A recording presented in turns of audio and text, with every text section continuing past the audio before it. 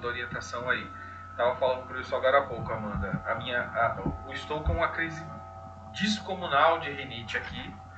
Vou fazer o possível para tentar ir até o final do conteúdo que foi preparado, mas como eu falei, eu já deixei preparado para vocês uma atividade no Google Classroom, para que vocês possam exercitar essa matriz que a gente vai falar, a matriz Guth, e também um material sobre a matriz BCG, que é super importante a gente entender como é que ela funciona na prática. Tá? Só para a gente poder, né, lembrar onde é que a gente está. Né? Na aula passada, eu apresentei para vocês todo o nosso cardápio, né, a nossa caixa de ferramentas de matrizes de planejamento estratégico. Bom, professor, mas o que é isso aí? Né? O que isso tem a ver com a nossa formação e com o eixo que vocês estão estudando? Bom, vai chegar um ponto na carreira de vocês, na vida profissional de vocês, onde vocês vão ter que lançar mão de ferramentas para resolver problemas. Né? O eixo de estratégias, junto com as disciplinas que vocês já estudaram e com as disciplinas que vocês estão estudando, né, nessa mudança de matriz e nessa integração que vocês estão fazendo, a ideia é a gente fortalecer o eixo de estratégias, né, ou seja, a capacidade de resolução de problemas, a capacidade de pensar em empreender, a capacidade de pensar em inovar. E a gente consegue fazer isso quando a gente tem o domínio de ferramentas úteis para essas situações. Né? E quem me dera a gente poder ter tempo para a gente poder estudar ainda mais ferramentas, né? Mas infelizmente a gente não tem tanto espaço assim. Né? Então a gente vai estudar individualmente, uma a uma, cada uma das matrizes que a gente considera que são relevantes para que vocês tenham que conhecer minimamente, saber como é que funcionam, né? Porque vocês, eu posso mandar depois para vocês uma cartilha do Sebrae, por exemplo, que eles vão ter cerca de 30 ferramentas. Né? Mas a gente, mais do que saber do que se trata, a gente tem que saber usar. Né? Para que lá na frente, quando eu precisar realmente dela, eu possa ter os modelos, possa poder colocar em prática. Né? E é isso que eu trouxe para vocês hoje. Então, hoje a gente vai discutir especificamente duas dessas matrizes. Lembrando que, conforme a gente viu na aula passada, duas das ferramentas que eu falei para vocês na aula passada, né? A matriz SWOT e a matriz dos 5 fatores de Porter, a gente já trabalhou, né? A gente já viu elas, inclusive já exercitamos elas em atividades anteriores. Então a gente já ticou ela, já passou ela da sequência. E aí a gente começa já nessas duas ferramentas, boa noite, Thalita, já nessas duas ferramentas que são super simples, mas que são muito importantes que a gente consiga entender como é que funciona. Né? A primeira delas, que é a matriz Guth, já indo direto ao ponto aqui, é uma matriz que nos ajuda a tomar decisões sobre a priorização na resolução de problemas. Né? Ou seja, digamos que eu tenha 10 decisões a serem tomadas, eu tenho 10 problemas que eu preciso resolver. Né? Qual desses problemas eu vou resolver primeiro? Sobre qual deles eu vou me debruçar primeiro? Né? E aí, essa decisão eu vou ter que tomar considerando alguns aspectos. Né? Quais seriam esses aspectos propostos pela matriz Guth? Né? Só um pouquinho, pessoal.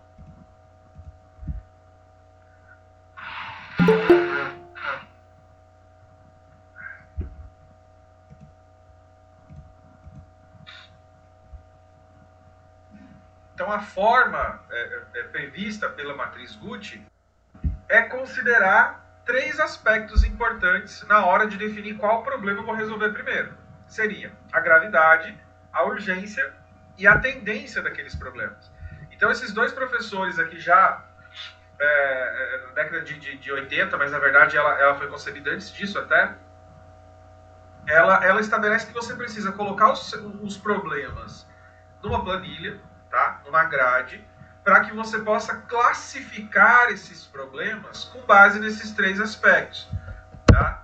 Ou seja, a gente vai fazendo julgamentos sobre qual delas eu preciso dar mais prioridade naquele momento. Afinal de contas, eu só tenho 24 horas num dia, né? Eu talvez não tenha tempo para conseguir me debruçar sobre todas elas, então é importante que eu estabeleça uma ordem lógica.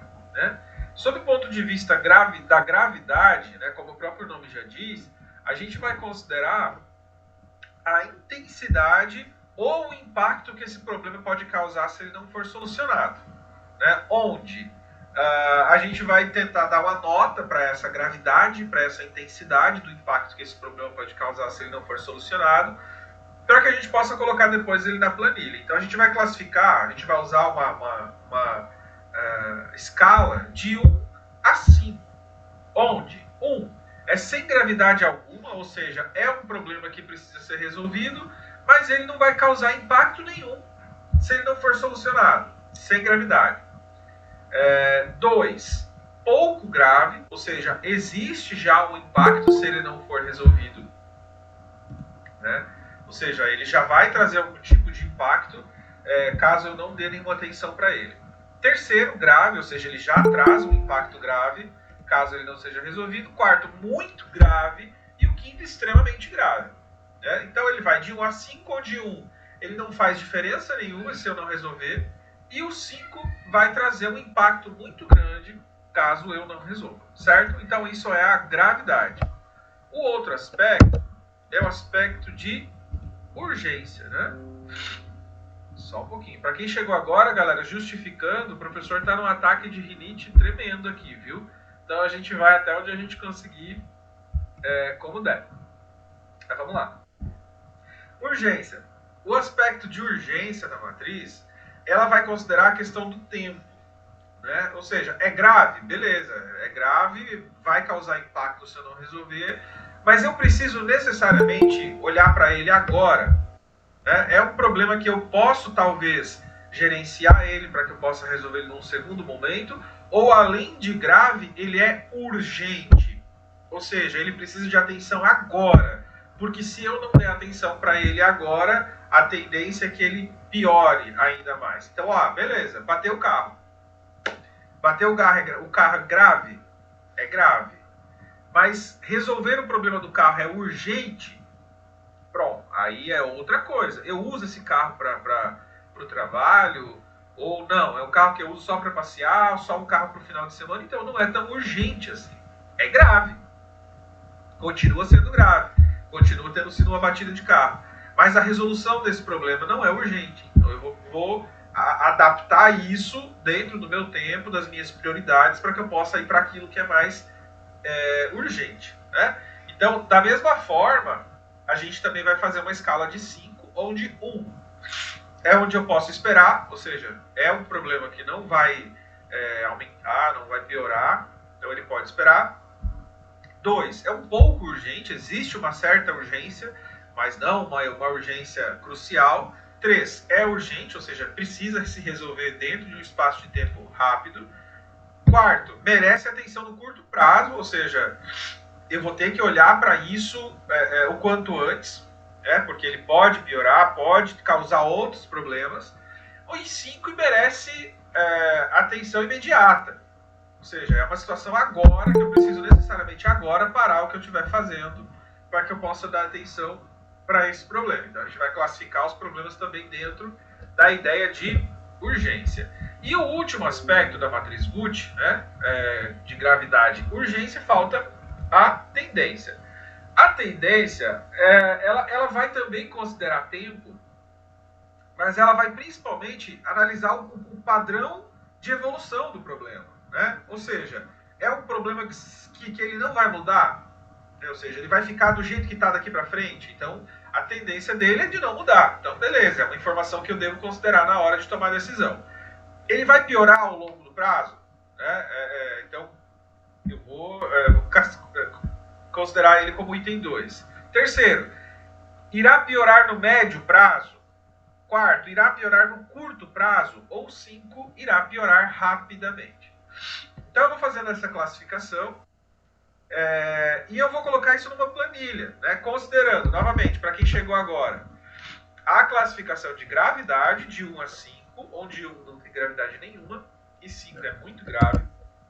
Urgência, onde é a pressão que o tempo faz em relação à necessidade de resolver aquele problema.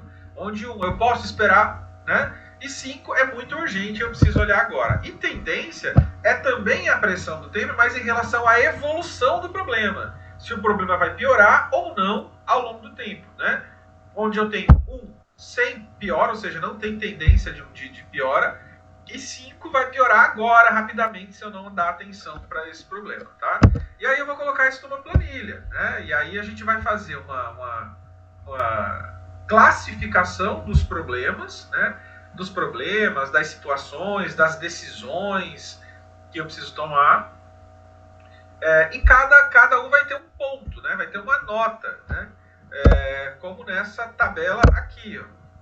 Então, cada uma delas, ó, eu coloquei aqui 4 problemas, tá? Eu tenho 4 problemas dentro da minha empresa, eu preciso resolver esses 4 problemas, eu sei que eu preciso resolver, mas eu preciso definir qual eu vou dar mais atenção, tá? Então, o que eu vou fazer? Ó, gravidade, eu fiz a classificação, né? 2, 3, 4, 5, eu fiz a classificação em relação à gravidade, considerei também em relação à urgência, 2, 3, 4, 4, e também considerei em relação à tendência. Como é que funciona o cálculo? E aqui vão ter, enfim, isso aqui fica muito relativo porque tem informações divergentes, inclusive dentro da bibliografia, né, dentro da literatura. Alguns autores dizem que basta você multiplicar os 3 números, ou seja, a gravidade vezes a urgência vezes a tendência, e aí você vai ter um resultado. Outros autores dizem que você deve multiplicar a gravidade vezes a urgência vezes 3, por exemplo. Outros dizem ainda que você deve somar a gravidade com a urgência e multiplicar pela tendência, e você vai ter outro número. Mas isso não faz diferença nenhuma, porque a proporção vai ser mantida da mesma forma. Você pode só multiplicar um pelo outro e está ótimo, tá? Vai ter um resultado interessante também. A questão é, a somatória dessa multiplicação, certo? É que vai dizer quem é que vai ficar em primeiro, em segundo e em terceiro ou em quarto, considerando aquele que tiver a maior pontuação é aquele que você vai dar prioridade na ordem da resolução do problema, tá certo? Então esse aqui ficou com 80 pontos, significa que essa vai ser a decisão que eu vou dar atenção agora, eu vou fazer isso agora.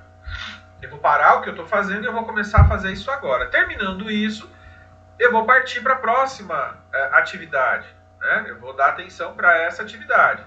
E a terceira na sequência, e por último, essa atividade aqui, porque é aquela que pode esperar, é aquela que não tem tendência de piorar, né? E é aquela que não é nada tão grave assim em relação aos outros problemas, né? E aí o processo das etapas de elaboração da matriz Gucci também são bastante simples, né? É bastante tranquilo, né? A gente basicamente já discutiu aqui sobre isso, mas primeiro você vai listar os seus problemas, né? Que é aquela famosa lista que a gente faz todos os dias de manhã com as atividades que eu preciso fazer durante o dia. Segundo, você vai classificar, né, segundo as 3 variáveis de gravidade, urgência e tendência, como eu acabei de mostrar para vocês, vão dar uma nota, né, de 1 a 5 para cada um dos 3 aspectos. Depois, você vai fazer essa multiplicação, então, das 3 notas e vai fazer um ranking, primeiro, segundo, terceiro, quarto e assim sucessivamente, dependendo da quantidade de problemas que você tiver. O quarto, você vai, né, analisar onde é que estão os principais problemas ali, né, e por último você vai fazer um plano de ação para cada um deles. Você vai já buscar a resolução de cada um desses problemas, tá certo? Então é uma matriz super simples, mas que ela é muito útil na hora de você definir quais problemas a tua equipe vai resolver, por exemplo, ou qual meta vocês vão dar prioridade. Por exemplo, vocês têm um grupo de clientes que vocês precisam abordar, qual deles a gente vai abordar primeiro. Então ela é bem flexível e vocês conseguem usar ela para uma série de situações, né? Não só para resolver problemas, mas para tomar decisões também. Então é uma ferramenta super, super útil, né? E aí eu trouxe aqui para vocês, deixa eu ver se eu consigo projetar aqui rapidamente no Excel, um modelo de planilha, né? Só um pouquinho, aqui. Vocês vão encontrar muita coisa na internet, inclusive, tá? Se vocês forem pesquisar, vocês vão achar muitos modelos diferentes na internet de matrizes, né, Gucci. Essa aqui eu achei bem simples, por isso que eu trouxe ela para vocês. Inclusive vou propor que vocês usem ela na atividade. Só um pouquinho, pessoal.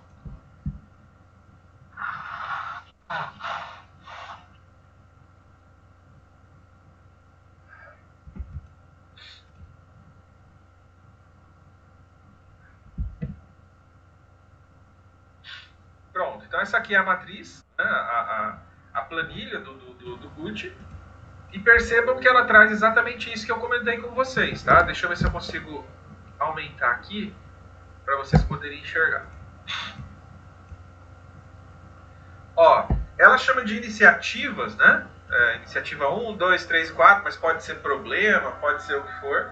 E aqui vocês vão descrever do que se trata essa iniciativa, né? Então, ó, iniciativa 1, resolver problema tal, resolver, enfim, cada situação. Então, aqui são os problemas. Ela traz ainda um status, né, sobre em que pé aquela resolução daquele problema está naquele momento, né? A fazer, fazendo, feito, né? Então, ela já traz algumas informações complementares.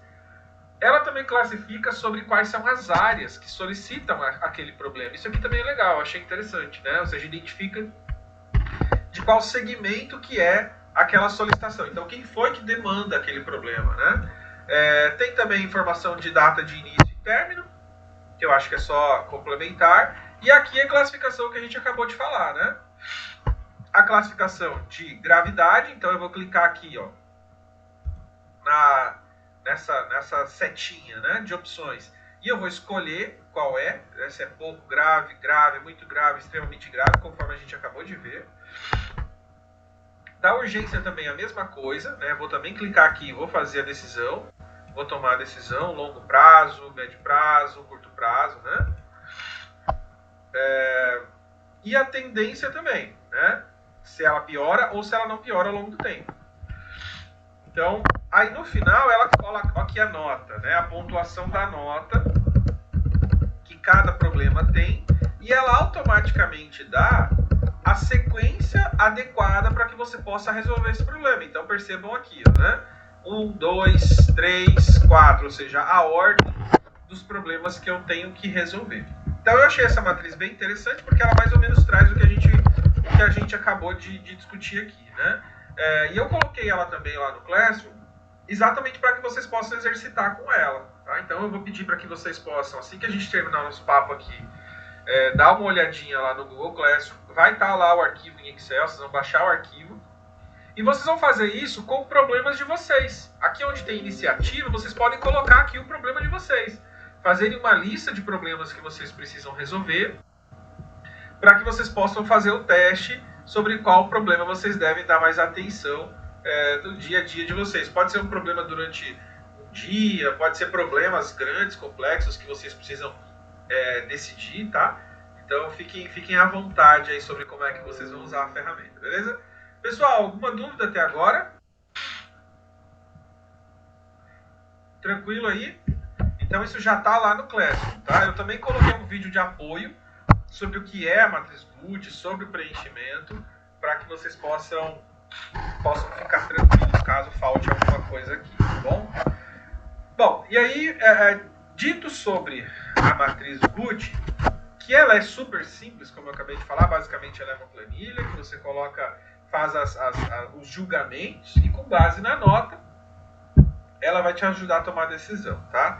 Ou seja, ela quantifica uma informação que é qualitativa, né? Isso é muito importante porque a gente consegue pensar de forma mais cartesiana para poder tomar uma decisão, que é uma das nossas características, né? Da nossa profissão. A gente precisa tentar quantificar, ou seja, pensar de forma quantitativa aquilo que tem um viés qualitativo, né? Ou seja, a gente não olha subjetivamente, a gente vai olhar de forma bem objetiva, quantitativa, de forma numérica, para que a gente possa tomar as nossas decisões, tá?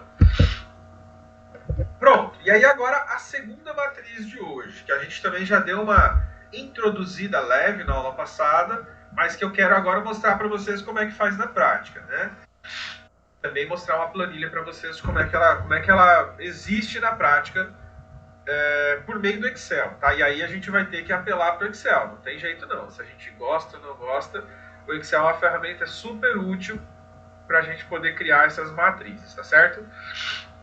não lembra da matriz de BCG, só um pouquinho, pessoal, peraí.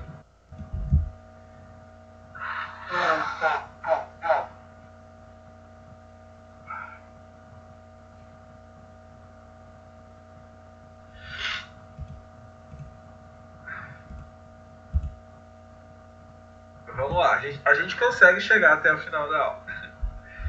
Para quem não lembra, o que é a matriz BCG? A matriz BCG ela tem esse nome porque ela foi feita por uma empresa de consultoria que chama Boston Consult, ou Consulting Group. Ou seja, é uma empresa de consultoria que desenvolveu essa ferramenta para poder auxiliar as empresas que ela consultava, né?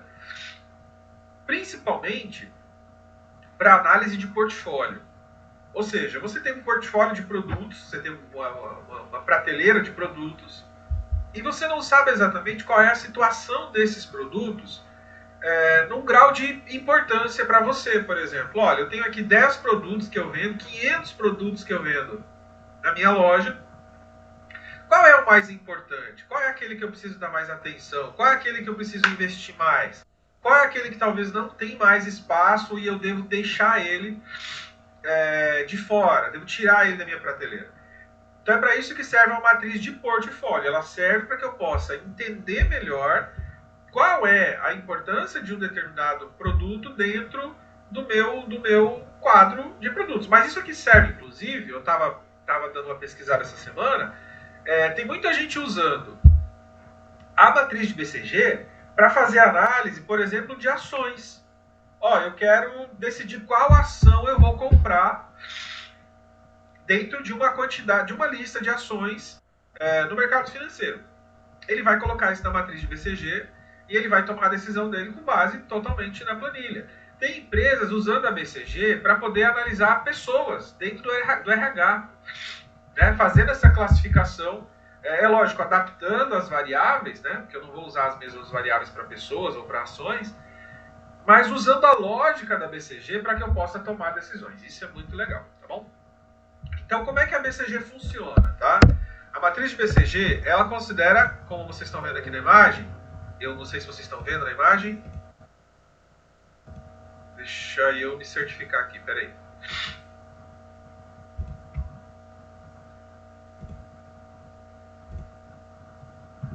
Aqui.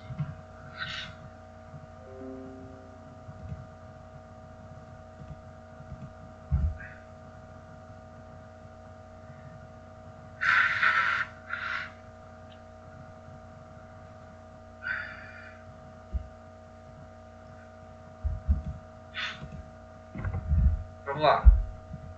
A BCG ela considera, então, duas variáveis principais para que a gente possa fazer essa análise. A primeira variável é a participação daquele produto no mercado. Ou seja, em relação ao meu concorrente, ao meu principal concorrente, qual é a minha participação no mercado? Qual é a minha fatia no mercado, tá?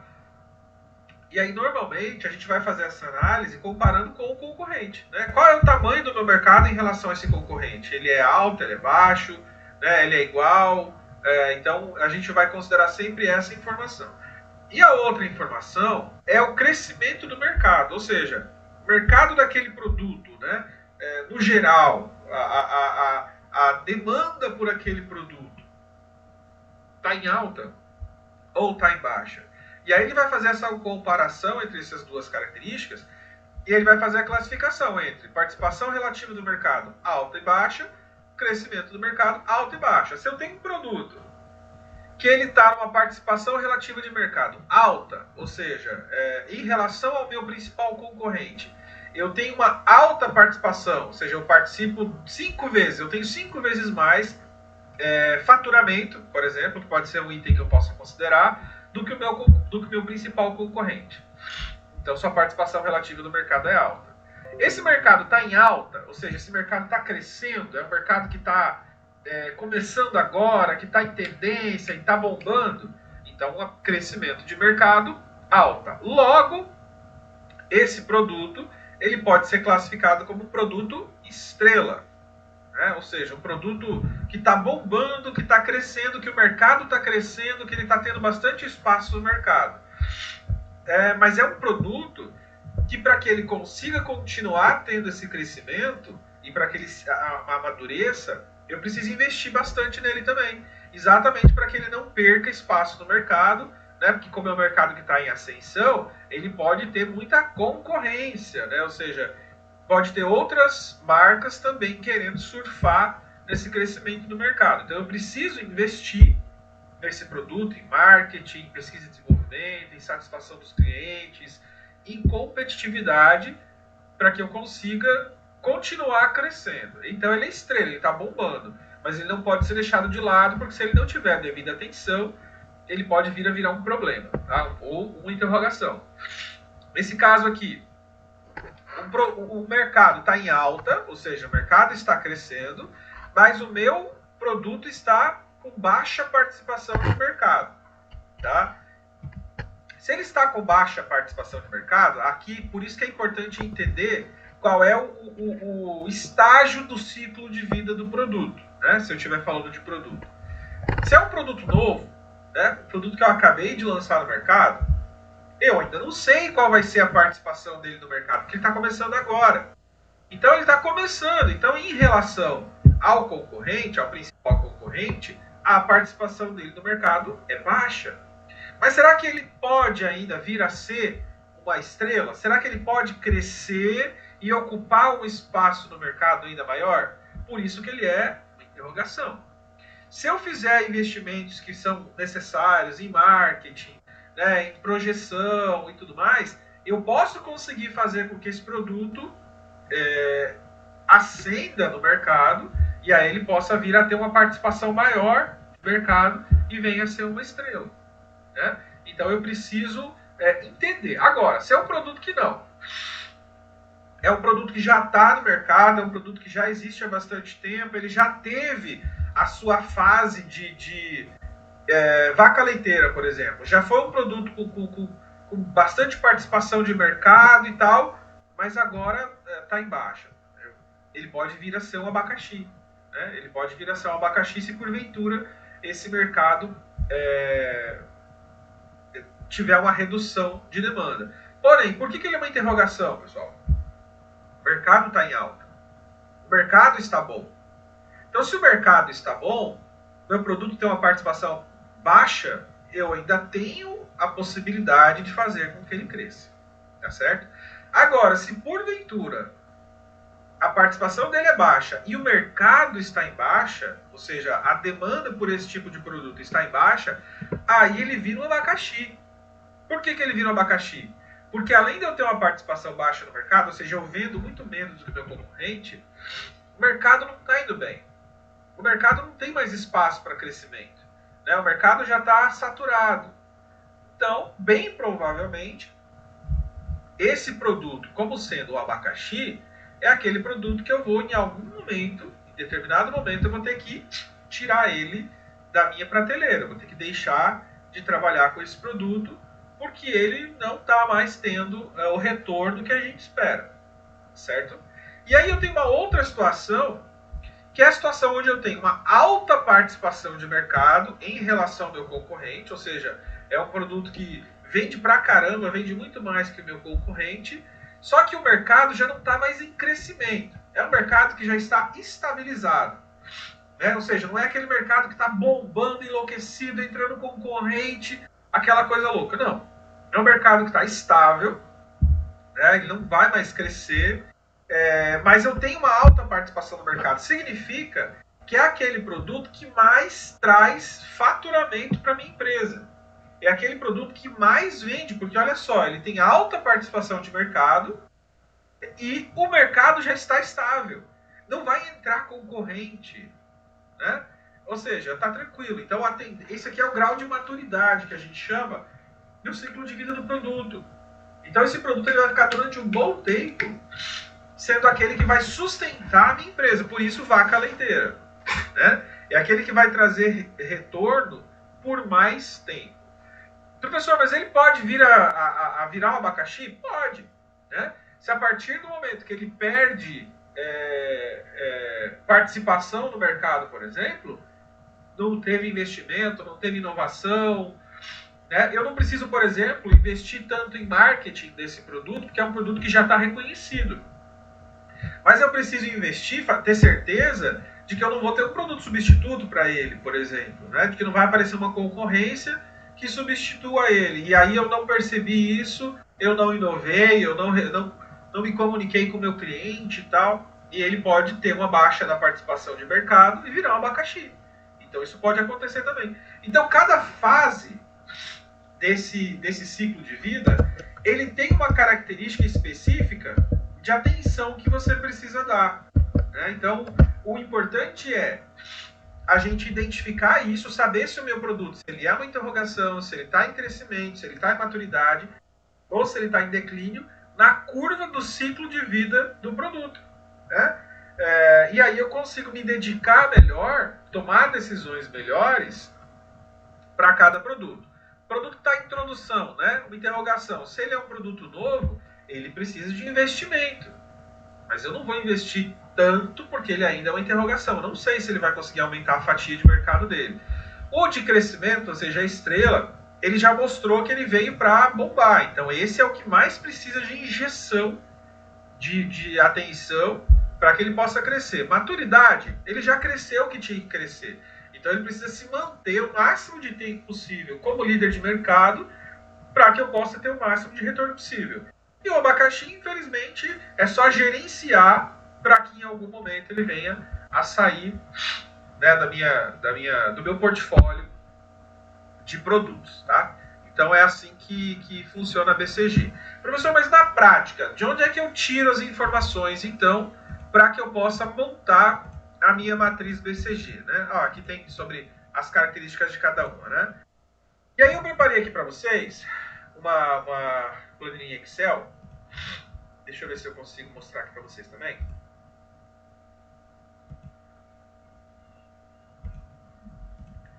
Tá? Uma planilha bem simples, para a gente poder entender de onde é que surge essas informações. Porque uma coisa é eu falar baixa participação de mercado, alta participação de mercado, baixo crescimento do mercado, alto crescimento do mercado. Mas o que é isso, né? De onde que vem isso? Como é que a gente faz isso na prática, pessoal? Eu trouxe aqui para vocês uma lista com alguns produtos, com 8 produtos, né? Eu coloquei aqui frutas, principalmente. E aí, para a gente poder fazer isso na nossa tabela aqui do lado, porque uma matriz BCG, ela nada mais é do que uma tabela.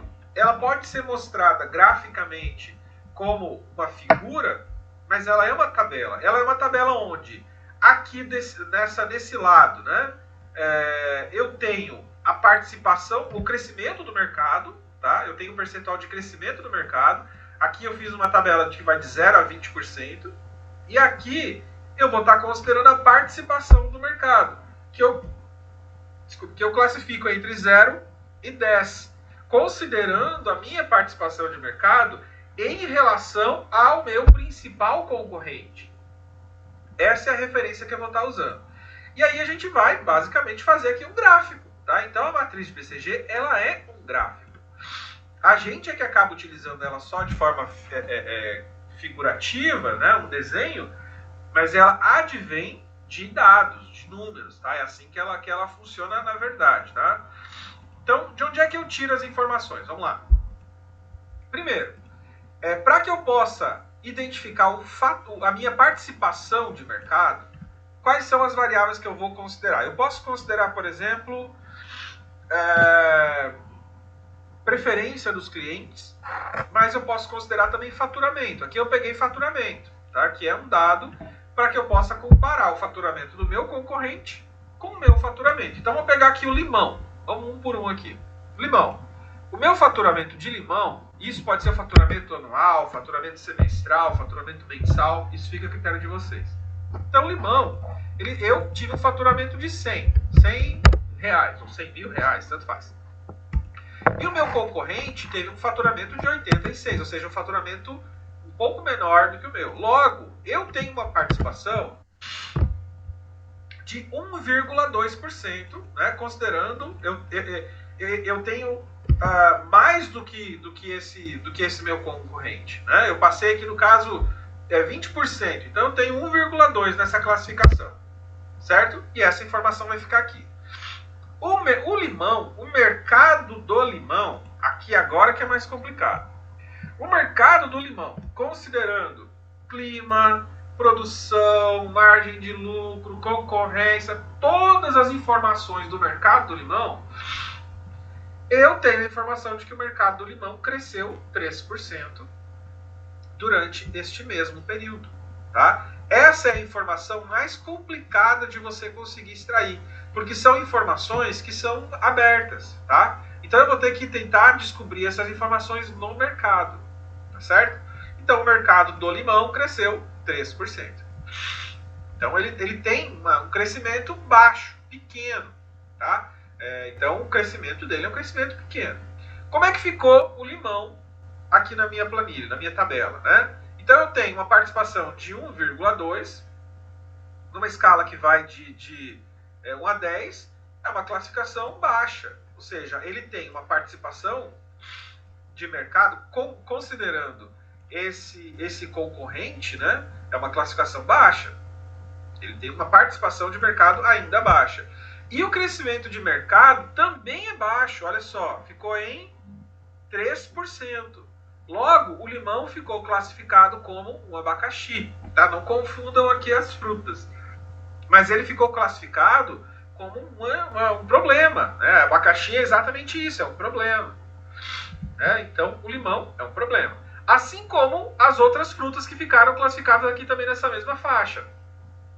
A uva também ficou como um problema, a tangerina ficou como um problema. Aqui a gente tem, qual é essa aqui? Eu acho que é a pera. Ela ficou como uma interrogação, né? Deixa eu ver qual é a outra que está aqui embaixo dela.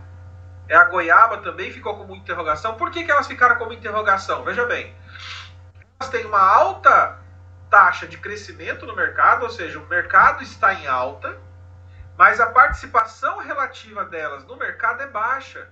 Elas faturam muito menos do que o meu principal concorrente. Ou seja, elas têm espaço para crescer? Tem.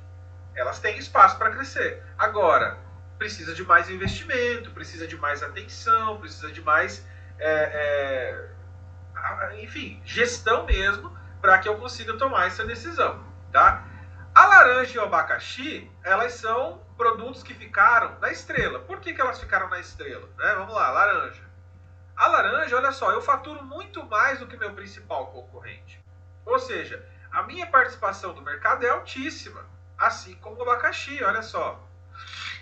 Então, se eu tenho uma participação de mercado alta e o mercado também está em alta, o mercado está crescendo, cresceu 19% durante esse período.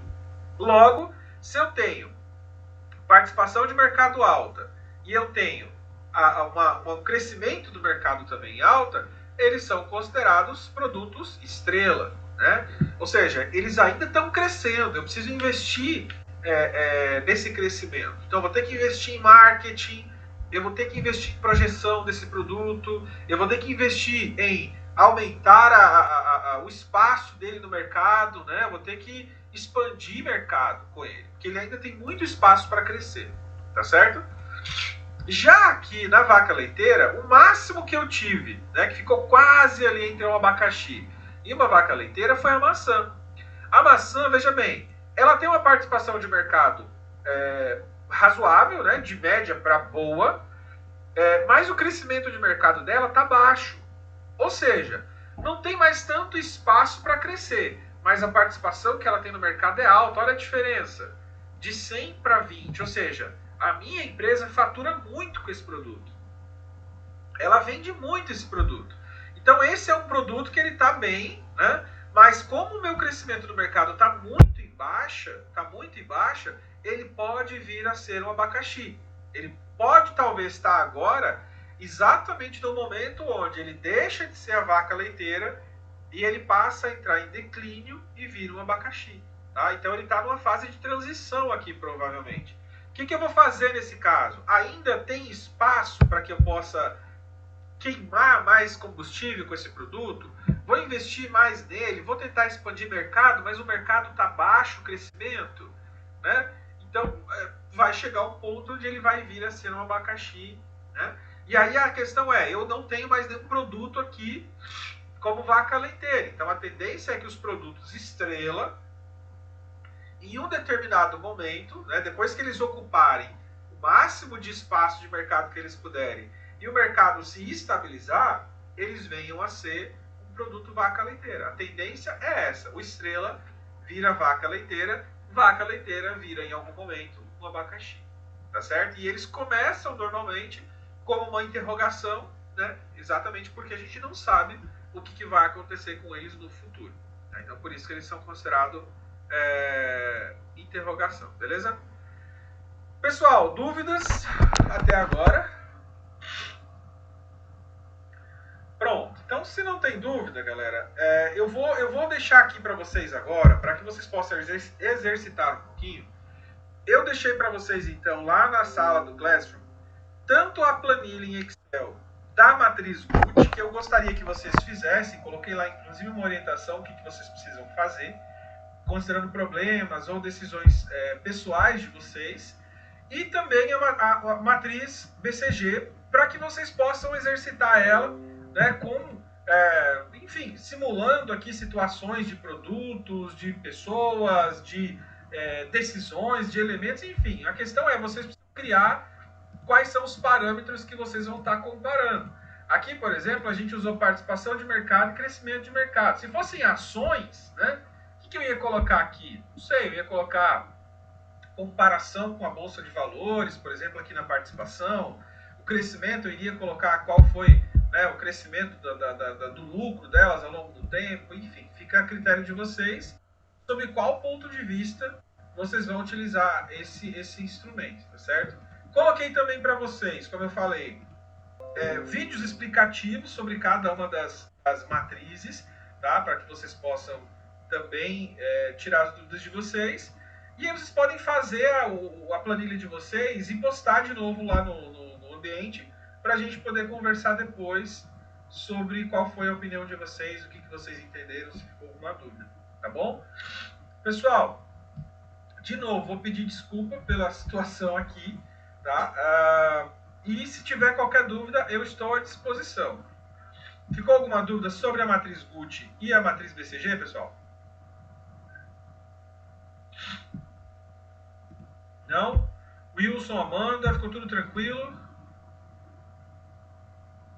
Tudo tranquilo, professor. Tranquilo? Bom, pessoal, então é isso. Eu vou pedir desculpa novamente para vocês. Tá lá no Google Classroom. Eu vou ficar aqui também online, se vocês precisarem de qualquer informação. Eu vou estar disponível aqui pelo WhatsApp, tá certo? E aí a gente vai conversando na aula que vem. A gente vai já trabalhar mais outras duas matrizes. A gente vai trabalhar provavelmente a matriz de McKinsey e a matriz de Ansoff. Provavelmente vão ser essas duas matrizes. E aí a gente vai aula a aula, trabalhando as matrizes, trazendo exemplos práticos para vocês de como é que elas devem ser feitas na prática, tá? E aí eu vou colocando para vocês no grupo também, lá no Classroom, para vocês poderem ter isso como modelo, caso vocês venham a usar para alguma coisa na real, tá bom? Pessoal, no mais, vou me despedindo por aqui, então. E qualquer dúvida, eu tô aqui no WhatsApp, tá certo?